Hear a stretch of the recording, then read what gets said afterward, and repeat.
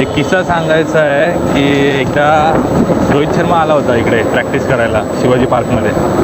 आणि मला माहीत नाही, मी शिवाजी पार्कच्या जवळच होतो, समोरच्या बिल्डिंगमधून ग्राउंड दिसत होतं मला.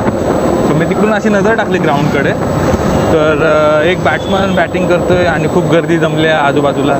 मला वाटलं कोणतरी असेल डोमेस्टिक प्लेअर वगैरे, मला काय माहिती रोहित शर्मा आहे. मी बघतोय तिकडून, काय नाही बोललो, जाईल बोललो, पण नको बोललो, ऑर्डर्स आहेत आपल्याकडे, तर आपण जाऊया बोललो, पटापट ऑर्डर देऊ आणि घरी जाऊ.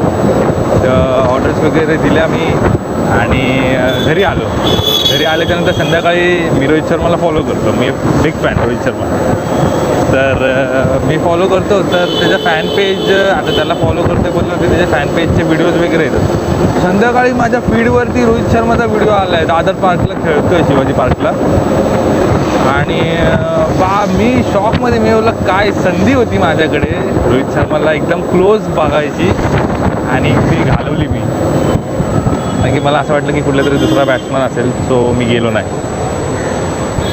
असं त्या दिवशी माझा सुपरस्टारला भेटायची संधी माझ्या हातातून गेली. काय करायचं आता, नशिबातच नाही.